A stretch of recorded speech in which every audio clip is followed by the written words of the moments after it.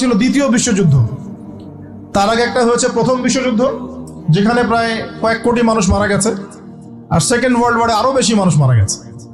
তো এখন বিশ্বকে ঠেলে দেওয়া হচ্ছে একটা থার্ড ওয়ার্ল্ড ওয়ারের দিকে, মানে যে কোনো সময় একটা তৃতীয় বিশ্বযুদ্ধের আশঙ্কা করছেন এখনকার যারা মিলিটারি অ্যাফেয়ার্স নিয়ে পড়াশোনা করেন, ওয়ার্ল্ড অ্যাফেয়ার্স নিয়ে পড়াশোনা করেন, তারা এগুলো বলতে পারবেন ভালো। বিশ্বকে একটা খাদ্য মন্দার দিকে ঠেলে দেওয়া হচ্ছে, বিশ্বকে একটা দুর্ভিক্ষের দিকে ঠেলে দেওয়া হচ্ছে, এবং মহামারীর মধ্য দিয়ে অলরেডি কিন্তু আমাদের বিভিন্ন দেশের ইকোনমিক অবস্থা ভালো না, তার উপরে খাদ্য সংকট, তার উপরে যে বৈশ্বিক যুদ্ধগুলো, আমদানি রপ্তানি বন্ধ হয়ে যাচ্ছে, তেল গ্যাসের দাম বেড়ে যাচ্ছে, জনগণ হাহাকার করছে। এই পলিটিক্যাল গ্লোবাল অ্যাফেয়ার্স এর ফিতনা এগুলা। তা আপনাকে এই জন্যই প্রথমে আমি একটা কথা বললাম যে ফিতনাময় একটা পরিবেশে একজন মুমিন যার অন্তর্দৃষ্টি আছে, যে কোরআন এবং সুন্নাহ দিয়ে এই বিশ্বের এই রহস্যগুলো উদ্ঘাটন করতে পারে, সে ভালো থাকতে পারে না। তার মনটা সবসময় কিন্তু মানে ব্যাকুল থাকবে যে কিভাবে এইসব সমস্যা থেকে নিজে উত্তরণের পথ খুঁজতে পারি, আর আমার পরিবারকে বাঁচাতে পারি, আর আমার জনগণকে বাঁচাতে পারি। আর যদি আপনি আত্মকেন্দ্রিক হন, স্বার্থপর হন, তাহলে নিজের চটকায় তেল দিবেন, নিজে ভালো থাকলেই বাপের নাম। তো দেখুন, এই জামানার কথাই নবীজি বলছেন সাল্লাল্লাহু আলাইহি ওয়াসাল্লাম, তোমাদের সামনে এমন একটা যুগ আসছে, নবীজি বলছেন জামানা সাবরিন, কঠিন জামানা, যে জামানায় ঈমান নিয়ে চলাটা হবে হাতের মধ্যে আগুন নিয়ে চলার মতো। নবীজি বলছেন ওই সময়ে সাহাবী জিজ্ঞাসা করছেন, ইয়া রাসূলুল্লাহ, আমি ওই সময়ে কি করব? ওই সময় আমি কি করব, আমাকে কি পরামর্শ দিচ্ছেন? নবী সাল্লাল্লাহু আলাইহি ওয়াসাল্লাম বলছেন, হে আমর ইবনে আস, তুমি ওই সময়ে বাড়িতে অবস্থান করো, বাসায় থাকো, বিনা প্রয়োজনে বাড়ির বাইরে এসো না। ওই সময় তুমি নিজের পাপের জন্য আল্লাহর কাছে ক্রন্দন করতে থাকো, বিনা প্রয়োজনে বাড়ির থেকে বের হয়েও না। আর মানুষের সাথে এত বেশি মেলামেশা করো না, নিজে তোমার আমল, তোমার গুনাহ নিয়ে ব্যস্ত থাকো, তোমার পাপের জন্য আল্লাহর কাছে কান্নাকাটি করো, ইনশাল্লাহ তুমি নাজাত পেয়ে যাবে। এটা একটা অপশন, মানে ফিতনাময় পরিবেশে আপনি কিভাবে বাঁচবেন, এটা একটা অপশন।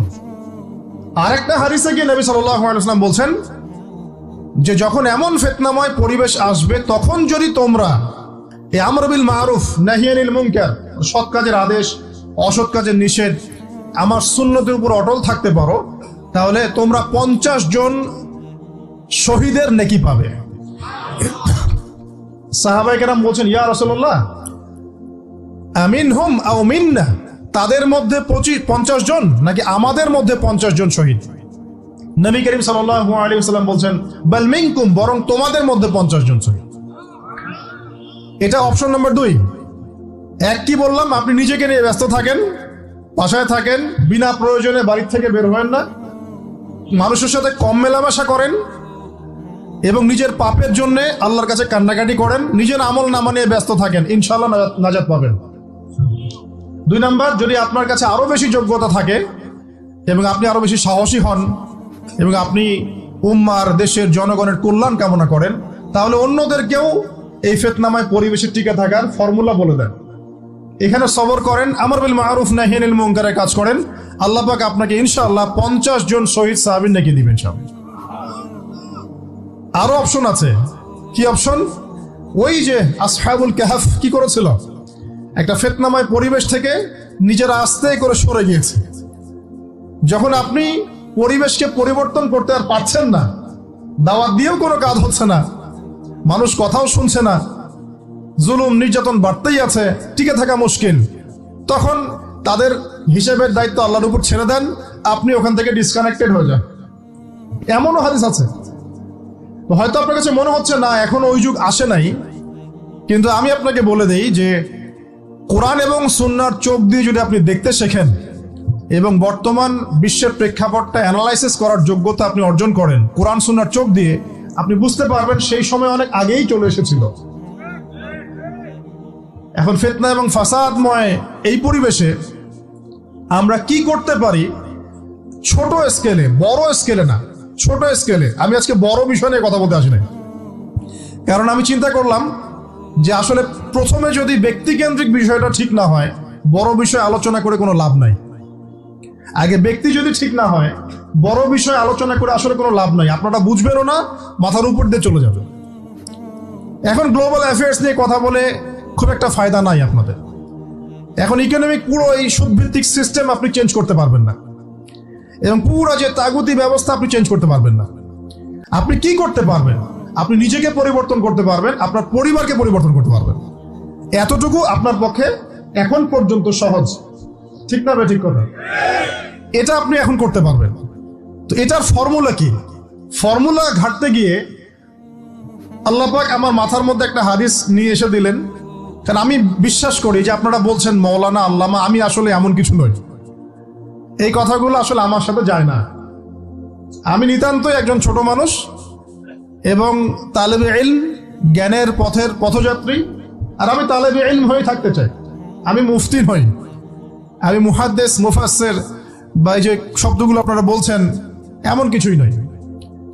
আসলে কিয়ামতের মাঠে আমি জান্নাতে যেতে পারবো কিনা আমি নিজেই জানি না। যখন কোনো মানুষ নিজেকে অনেক বড় মনে করা শুরু করবে, বুঝে নেবেন সে ইবলিসের আনুগত্য করা শুরু করেছে আর কি। কারণ ইবলিস বলেছিল, আবা ওয়াস্তাকবারা, আমি খলাকতানি মিন নার ওয়া খলাকতাহু মিন তিন, আমাকে সৃষ্টি করেছেন আগুন দিয়ে, আদমকে সৃষ্টি করেছেন মাটি দিয়ে, আমি কেন আদমকে সিজদা করতে যাব? তো এটা ইবলিসের চরিত্র, আবা ওয়াস্তাকবার, সে উদ্ধত হয় এবং অহংকার প্রদর্শন করে। তো আমি মনে করি যে আমি কিছু বলি না, আল্লাহ রাব্বুল আলামিন আমাকে বলার তৌফিক দেন মাত্র, আলহামদুলিল্লাহ। তা আমার মাথায় একটা হাদিস আসছে, সকাল থেকে ঘুরছে। সেটা হচ্ছে, দেখুন, বারা ইবনে আযিব রাদিয়াল্লাহু আনহু থেকে বর্ণিত হাদিসটা আসছে এবং হাদিসটা বিশুদ্ধ। এখান থেকে আমি মূল আলোচনা যাচ্ছি যে একদিন আনসার মানুষদের মধ্যে, আনসার কারা? আমাদের আনসার বাহিনী। আনসার কারা? যারা মুহাজির সাহাবীদেরকে আশ্রয় দিয়েছিল মদিনায়, তাদেরকে কি বলা হয়? আনসার। তাহলে শব্দটা সুন্দর না? তাহলে আমাদের বাহিনীর নামটাও সুন্দর, মাশাআল্লাহ। তো আনসার সাহাবীদের মধ্যে একজন ইন্তেকাল করেছেন, ইন্না লিল্লাহি ওয়া ইন্না ইলাইহি রাজিউন। এখন তাকে দাফন করা হচ্ছে, আর নবী সাল্লাল্লাহু আলাইহি ওয়াসাল্লাম কবরের পাশে চুপ করে বসে পড়লেন। তার বসা দেখা দেখি বাকি সাহাবীরাও তাকে ঘিরে গোল করে বসে পড়লেন। তারা এমন ভাবে বসেছিলেন যেন মাথার উপরে পাখি বসতে পারে, সুবহানাল্লাহ। এবার নবী করিম সাল্লাল্লাহু আলাইহি ওয়াসাল্লাম বলছেন যে যখন মাইয়েতকে কবরে শোয়ানো হয় তখন সে তাকে দাফন করে যাওয়া ব্যক্তিদের হাঁটার খসখস আওয়াজ শুনতে পায়। এরপরে তাকে যখন শুইয়ে দেওয়া হয়, সে যদি মুমিন ব্যক্তি হয় তাহলে তার মাথার দিকে তার সলাত এসে দাঁড়িয়ে যায়। দুনিয়াতে আপনি যে নামাজগুলো পড়েছেন, আমি যে নামাজগুলো পড়ছি, এগুলো মাথার দিকে দাঁড়িয়ে যায়। ডান দিকে চলে আসে তার সওম, সওম মানে কি? রোজা। বাম দিকে চলে আসে যাকাত, যাকাত মানে কি? যাকাতের সাথে তো আমরা পরিচিত নই। আমরা ওই যে রাস্তাঘাটে যে দান খয়রাতগুলো উঠানো হয়, এগুলোর সাথে খুব পরিচিত, তাই না? কত টাকা, কত পয়সা, কি কি গান করে আর টাকা কালেকশন করে না? অনেক সময় দেখা যায় রাস্তায় যাচ্ছি আমরা গাড়ি নিয়ে, পারলে গাড়ির সামনে এসে হুমড়ি খেয়ে পড়বে টাকা নেওয়ার জন্য। এইভাবে টাকা কালেকশন করতে কে শিখিয়েছে ইসলামে? আর আমরা অনেক সময় ছোট ছোট বাচ্চাদেরকে দিয়ে, মাদ্রাসার ছোট ছোট বাচ্চাদেরকে দিয়ে টাকা কালেকশন করাই। এটা ঠিক না। কেন ঠিক না জানেন? ছোটবেলা থেকেই ওর ব্যক্তিত্ব নষ্ট হচ্ছে। এই হাতটা উত্তম না এই হাতটা উত্তম? উপরের হাত উত্তম, নিচের হাত উত্তম? তো ছোটবেলা থেকে সে নিচের হাতে অভ্যস্ত হচ্ছে। দেখেন, এত টাকা পয়সা কালেকশন করে আমাকে আর একটা স্বতন্ত্র মসজিদ করতেই হবে জরুরি? খুবই জরুরি ছিল। মানুষের কাছে হাত চেয়ে, হাত পেতে, রাস্তাঘাটে এরকম করে গাড়ি থামিয়ে, তারপরে কি বলবো, সুর করে গান গেয়ে এত টাকা পয়সা কালেকশন করতেই হবে? মসজিদটা আমাকে টাইলস ফিটিং করতেই হবে? এসি মসজিদ করতেই হবে? এগুলো আমাদের ব্যক্তিত্ব নষ্ট করে। মুসলিমরা উপরের হাতের মালিক। সারা বিশ্ব আমরা একসময় চালিয়েছি। এই পশ্চিমা সভ্যতা আমাদেরকে কি শিখায়? সারা বিশ্ব আমরা চালিয়েছি।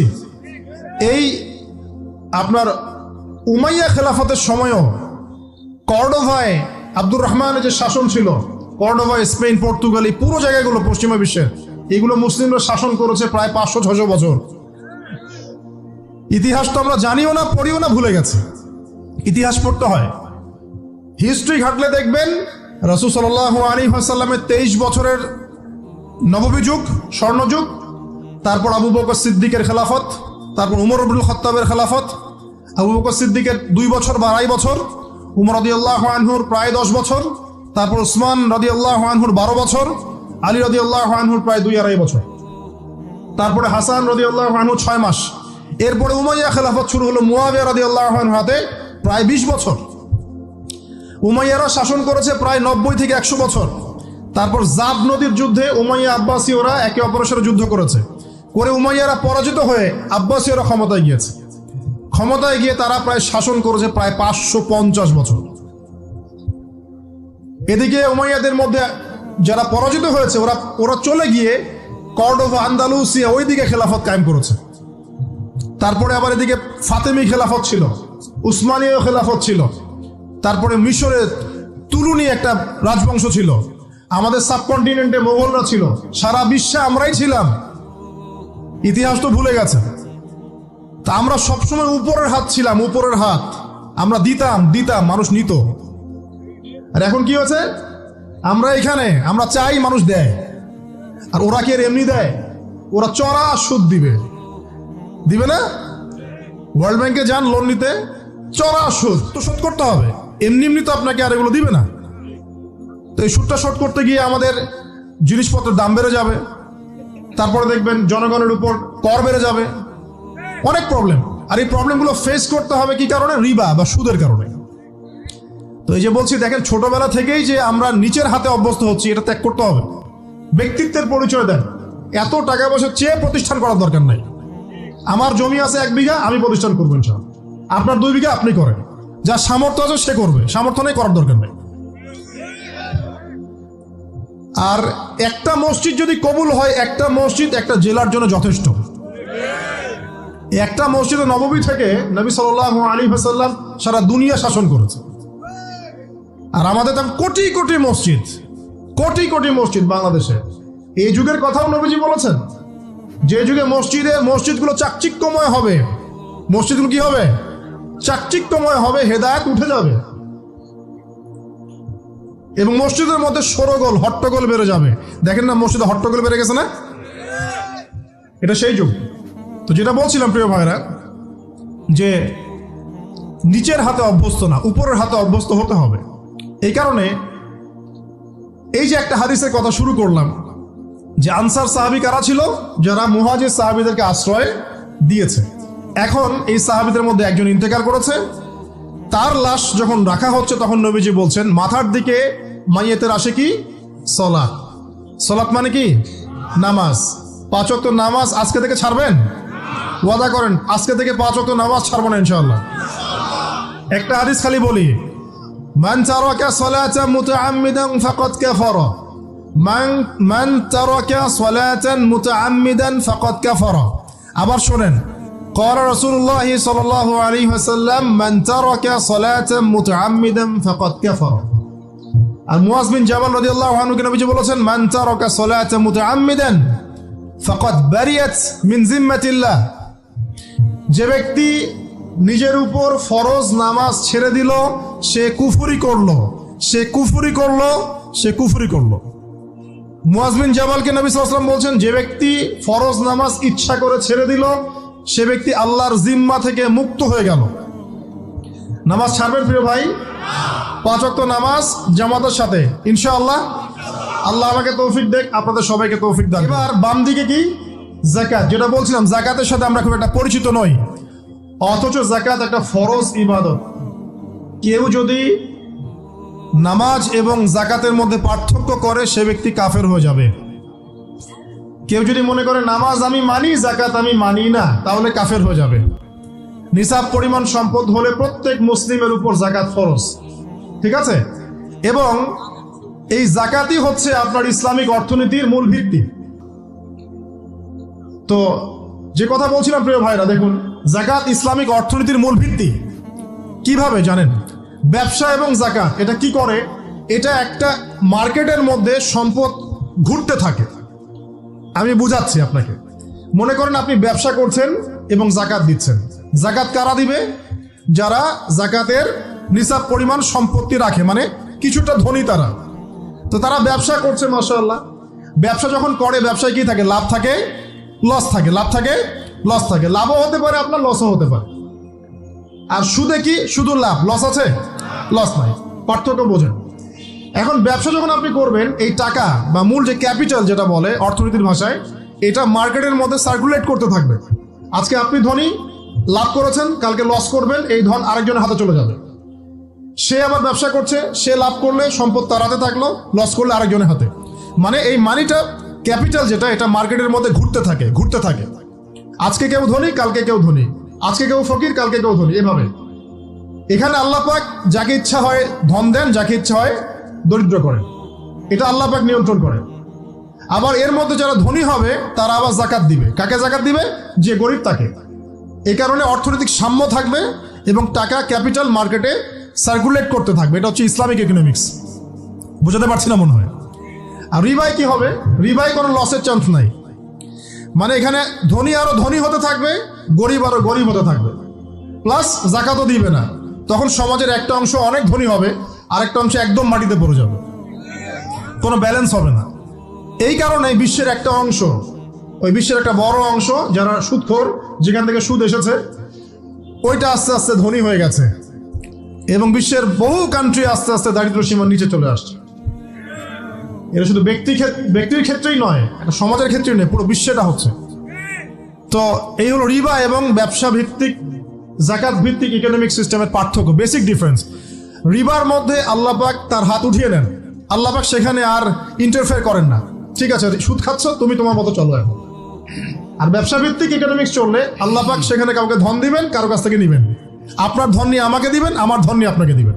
আর আমি যদি ধনী হই, আমি আবার জাকাত দিব, সেই জাকাতের টাকা আবার আপনার হাতে যাবে, কেউ না খেয়ে মরবে না। আমার অবজারভেশন 2026-27 পর্যন্ত একটা অর্থনৈতিক মন্দা চলতে পারে। বলবে কিছু কিছু লোক যে ভবিষ্যৎবাণী করতেছে, আবার এটা ভবিষ্যৎবাণী নয়। আপনি বর্তমান সম্পর্কে খবর রাখেন না বলেই বর্তমানকে আপনার ভবিষ্যৎ মনে হচ্ছে। দেখেন নাই, তারা এই কথা বলছেন কারণ তারা বুঝতে পারছেন ওয়ার্ল্ডের অবস্থা ভালো না। এখানে একটা সলিউশন বলছে, ইচ্ছা হলে আপনি গ্রহণ করতে পারেন, ইচ্ছা হলে নাও করতে পারেন। আমার তো চাপিয়ে দেওয়ার কোনো ক্ষমতা নাই। ফাযাক্কির ইন্নামা আনতা মুযাক্কির, আপনি শুধু উপদেশদাতা। লাস্তা আলাইহিম বিমুসাইতির, আপনি কারো প্রতি দারোগা নন। কি উপদেশ? এই যে জাকাত, যেটা জাকাত, আমাদের জাকাত যেটা আসে, এটাকে একটু বড় পরিসরে কালেক্ট করার চেষ্টা করতে হবে। করে যদি আমরা সুষ্ঠু বন্টন করতে পারি গরিবদের মাঝখানে, ইনশাআল্লাহ কেউ খাদ্য অভাবে মারা যাবে না ইনশাআল্লাহ। আল্লাহ পাক আমাদেরকে বোঝার তৌফিক দান করুন। এর পাশাপাশি তারা যেটা বলেছেন, ইকোনমিক সেকশনের লিডার যারা আছে তারা যেটা বলছেন এটা ঠিক বলছেন। তারা বলছেন কৃষিভিত্তিক অর্থনীতির কথা বলছেন, এটার সাথে আমি 100% একমত। কারণ আল্লাহ পাকের কোরআন, এই কোরআনের মধ্যে বেশিরভাগ যে অর্থনীতির কথা এসেছে তা হচ্ছে কৃষিভিত্তিক অর্থনীতি। এটা কি জানেন? হয়তো জানেন না। কোরআনে যত ইকোনমিক সিস্টেমের কথা আসছে তার মধ্যে সবচেয়ে বেশি এসেছে কৃষিভিত্তিক অর্থনীতির কথা, তারপর ব্যবসা এবং জাকাত। অতএব তারা ঠিকই বলেছেন, দেশের যারা ইকোনমিক সেকশনে গবেষণা করছেন তারা ঠিক কথাই বলেছেন যে কৃষিভিত্তিক অর্থনীতি হচ্ছে আমাদের অর্থনৈতিক মন্দা দূর করার অন্যতম উপায়। ঠিক বলেছেন, আমি একমত। তো জাকাত যেটা কথা বলছিলাম, বাম দিকে জাকাত আসবে, তো জাকাত আমরা দিব তো ইনশাল্লাহ ভাই। যাদের, শোনেন, বাংলাদেশে এমন অনেক শিল্পপতি আছে যাদের একজনের জাকাতের টাকা দিয়ে একটা গ্রাম চলতে পারে। আর জাকাতের টাকা কিন্তু শুধু এক বছরে আসবে না, প্রতি বছরেই ঘুরে ঘুরে আসবে। মনে করেন যে আপনাদের এলাকার মধ্যে অনেক বিত্তশালী আছেন, আমি দোয়া করি মন থেকে আল্লাহ পাক বিত্তশালীদের অন্তরটাকে নরম করে দিক এবং ওসমান রাদিয়াল্লাহু আনহুর মতো দানশীল করে দিক। আমিন। আমরা দোয়া করি। আমরা কারো খারাপ চাবো? সবার জন্য হেদায়েতের দোয়া করব। টাকা থাকতে তো সমস্যা নাই, কিন্তু টাকা থেকে যদি উসমান রাদিয়াল্লাহু আনহু হতে না পারলাম তাহলে সমস্যা। টাকা থাকতে কোনো সমস্যা নাই, ধন আপনাকে আল্লাহ দিতেই পারে। এই ধনটাকে উসমান গনি রাদিয়াল্লাহু আনহুর মতো আল্লাহর পথে বিতরণ করে দেন, ইনশাআল্লাহ আল্লাহ পাক আপনাকে জান্নাতুল ফেরদৌস দান করবেন। অনেক মানুষ আছে মাদক দ্রব্য বিক্রি করছে, তাকে বুঝান, দিনের হেদায়েত দেন যে ভাই আমি তোমাকে আরো ভালো চাকরি দিব, ভালো ব্যবসা দিব, তুমি ছাড়বা কিনা? বলবো আমি ছেড়ে দেবো ইনশাআল্লাহ। বুঝালে ছেড়ে দেবে ইনশাআল্লাহ। তো এই যে মেগা প্রজেক্ট যেটা কথা বলি আমরা, আত্ম উন্নয়নমূলক বলেন, যুব উন্নয়নমূলক বলেন, বা কান্ট্রি ডেভেলপমেন্টের কথা বলেন, এখানে জাকাত একটা বড় শক্তি হতে পারে। তবে এটাকে সুষ্ঠুভাবে কালেক্ট করতে হবে এবং জাকাতের যে 8টা খাত আছে এই খাতগুলোতে সুষ্ঠুভাবে বন্টন করতে হবে। অমুসলিমদেরকেও জাকাত দেওয়া যায়, জানেন? অমুসলিম যদি কেউ থাকে, দরিদ্র, তাকেও জাকাত দিয়ে সহযোগিতা করা যায়। আমরা সহযোগিতা করি না বলেই তো ওই যে পশ্চিম থেকে লোকজন এসে সহযোগিতা করে খ্রিস্টান বানাচ্ছে এখন সবাইকে। আরো বাড়বে দিন দিন, দেখেন। আমরা তো সহযোগিতা করছি না। আপনার পাশে আপনার প্রতিবেশী না খেয়ে মারা যাচ্ছে, আপনি যাচ্ছেন না।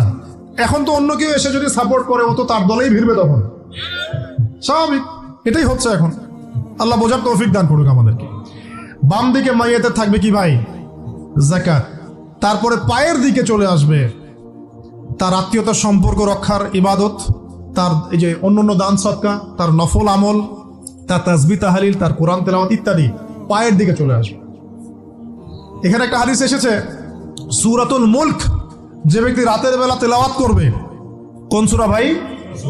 তাবারাকাল্লাযী বিয়াদিহিল মুলক ওয়া হুয়া আলা কুল্লি শাইইন কাদির। এই সূরা যে ব্যক্তি রাতের বেলা করে তেলাওয়াত করবে, ইনশাআল্লাহ সূরা মুলক কবরে তার সাথে থাকবে এবং কবর আযাব থেকে সূরা মুলক তাকে বাঁচাবে ইনশাআল্লাহ। আমি বুঝাচ্ছি যে কি অবস্থাটা হবে। এবার দুজন ফেরেশতা মাথার দিক থেকে আসবেন, আসতে চাইবেন, সালাত বলবে এখান দিয়ে আসা যাবে না, এদিক দিয়ে আসা যাবে না। ডান দিক দিয়ে আসতে চাইবেন, এদিক দিয়ে আসা যাবে না। বাম দিক দিয়ে আসতে চাইবেন, যাকাত বলবে এদিক দিয়ে আসা যাবে না। পায়ের দিক দিয়ে আসতে চাইবেন, আমলগুলো বলবে এদিক দিয়ে আসা যাবে না। তখন যাই হোক তারা আসবেন। এটা তাদের এটা কথা কি? এটা কথাটা হচ্ছে যে সলাতের গুরুত্ব, মানে সে সলাত আদায় করেছে, সে আমার হক আদায় করেছে, আমি তার পক্ষে আছি, এটা পক্ষে বোঝাচ্ছে। রোজা বলবে আমি ওর পক্ষে আছি, তাকে আপনি কোনো শাস্তি দিবেন না, আমি তার পক্ষে আছি। আপনারা দুজন তাকে শাস্তি দিবেন না, আমি যাকাত তার পক্ষে আছি, এটা পক্ষে থাকার কথা। তারপরেও তারা আসবেন, চোখগুলো হবে নীল এবং কালো বর্ণ, নীলাপ চোখের কালো। মুনকার নাকি উঠে বসিয়ে দেওয়া হবে। এবার তিনটা প্রশ্ন। প্রথমে প্রশ্ন হচ্ছে কি, মান রব, তোমার রবকে? তখন মুমিন বান্দা বুক ফুলিয়ে বলবে রব্বি আল্লাহ, আমার রবকে আল্লাহ। পৃথিবীতে যে ব্যক্তি আল্লাহর সাথে শিরিক করে নাই, আল্লাহর তাওহীদের উপর থেকেছে এবং তার উপরে মৃত্যুবরণ করেছে, ইনশাআল্লাহ সে ব্যক্তি এর উত্তর নির্দ্বিধায় দিতে পারবে ইনশাআল্লাহ। আর দুনিয়াতে যে বা যারাই আল্লাহর সাথে শিরিক করবে, আল্লাহর সাথে শিরকের পাবে লিপ্ত হবে, ওই অবস্থায় মারা যাবে, তাওহীদের উপর থাকবে না, কোশ্চিন কালেও মান রব উত্তর দিতে পারবে না। তারপরে প্রশ্ন হয়ে যাবে মা দীনুক, তোমার দিন কি ছিল? মুমিন বান্দা উত্তর দিবে কি, দিন ইয়াল ইসলাম, আমার দিন ছিল ইসলাম। এখানে শুনে রাখেন, পৃথিবীতে যারা ইসলামকে পরিপূর্ণরূপে পালন করবে তারাই এই উত্তর দিতে পারবে ইনশাআল্লাহ। যারা ইসলামকে ঠাট্টা বিদ্রুপের হাসি তামাশার পাত্র বানিয়েছে, মন চাইলে কিছু করি, মন চাইলে কিছু করি না, সহজগুলো একটু আমল করি, বাকি কিছুর আমল ধারি না, হ্যাঁ, নামাজ পড়ি, সুদ ছাড়তে পারি না, ঠিক আছে, বছর বছর ওমরা করি, এদিকে ঘুষ দুর্নীতি ছাড়তে পারি না, ইসলামকে ঠাট্টা তামাশার পাত্র বানিয়েছে, এরা কোশ্চিন কালে উত্তর দিতে পারবে না মা দীনুক, দিনে পরিপূর্ণরূপে ইসলামে প্রবেশ করতে বলেছেন আল্লাহ রাব্বুল আলামিন। যারা পরিপূর্ণরূপে ইসলামে প্রবেশ করবে এবং ইসলামের প্রতিটা মৌলিক বিধান মেনে চলবে, ইনশাআল্লাহ তারা এর উত্তর দিতে পারবে। এরপরে আসবে তৃতীয় প্রশ্ন। নবী সাল্লাল্লাহু আলাইহি ওয়াসাল্লামকে দেখানো হবে, যখন দেখানো হবে তখন সূর্য যখন ডুবে যায়, যে দৃশ্যটা আমরা দেখতে পারি না, ওই দৃশ্যটা ভেসে উঠবে এবং মুমিন বান্দা অস্থির হয়ে যাবে, বলবে আমাকে ছেড়ে দাও, আমি নামাজ পড়বো। সুবহানাল্লাহ। কারণ তার কাছে মনে হবে যে আসরের ওয়াক্ত হয়ে গেছে, আসরের ওয়াক্ত হয়ে গেছে, আসরের ওয়াক্ত চলে যাচ্ছে, আমাকে নামাজ পড়তে হবে। চিন্তা করেছেন? ওই যে একটা হাদিস আছে না, যে 7 শ্রেণীর মানুষকে আল্লাহ রাব্বুল আলামিন আরশের ছায়া দিবেন, তার মধ্যে এক শ্রেণীর মানুষকে যার অন্তর মসজিদের সাথে ঝুলে থাকে, তার মন মসজিদের সাথে ঝুলেছিল, এই সূর্য ডুবে গেল বলে আমাকে ছেড়ে দাও, আমি নামাজ পড়তে যাও। তখন ফেরেশতারা বলবেন তোমাকে নামাজ পড়তে দেয়া হবে, তবে তার আগে তুমি এর উত্তর দাও। কি উত্তর? এই ব্যক্তির দিকে তাকাও। তখন নবী সাল্লাল্লাহু আলাইহি ওয়াসাল্লামকে দেখানো হবে, সাল্লাল্লাহু আলাইহি ওয়াসাল্লাম দরুদ পড়বেন, বলা হবে যে এই ব্যক্তির সম্পর্কে তোমার কি ধারণা? মান হাযা রাজুলু বুইসা ফীকুম, এই ব্যক্তি কে, যাকে তোমাদের কাছে পাঠানো হয়েছিল? মুমিন ব্যক্তি নির্দ্বিধায় বলে দিবে যে তিনি হচ্ছেন আমার নবী মুহাম্মদুর রাসূলুল্লাহ সাল্লাল্লাহু আলাইহি ওয়াসাল্লাম। দেখুন, পৃথিবীতে যে বা যারাই নবী সাল্লাল্লাহু আলাইহি ওয়াসাল্লামের সুন্নতের উপর আমল করবে, ইনশাআল্লাহ সে তার উত্তর দিতে পারবে। দুনিয়াতে যারা নবীর সুন্নতের 5 পয়সা পরোয়া করছে না, তার আদর্শের 5 পয়সা দাম দিচ্ছে না, তারা কোশ্চিন কালে উত্তর দিতে পারবে না। নাম হতে পারে আব্দুর রহমান, আব্দুর রহিম, নবীর সুন্নতের ধার ধারে না, তারা উত্তর দিতে পারবে না। নবীর সুন্নতের গুরুত্ব কত গভীর এটা আমাদেরকে এখান থেকে বুঝতে হবে। তাই প্রিয় যুবক ভাইরা, মুসলিম ভাইরা, আমাদের জীবনটাকে নবীর আদর্শ এবং সুন্নতে ঢেলে সাজাতে হবে। সকাল থেকে সন্ধ্যা পর্যন্ত প্রতিটা কাজ করবো কার তরিকায়?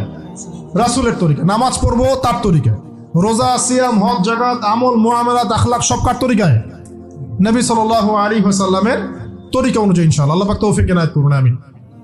এবার ফেরেশতা দুজন জিজ্ঞাসা করবেন অবাক হয়ে যে তুমি কিভাবে এটা জানলে? তুমি কিভাবে এই তিনটা প্রশ্নের উত্তর দিতে পারলে? কারণ বেশিরভাগ মানুষ তো উত্তর দিতে পারবে না, বেশিরভাগ মানুষই এই উত্তর দিতে পারবে না। কারণ কিয়ামতের মাঠে 1999 জন মানুষ জাহান্নামে যাবে, নাউজুবিল্লাহ।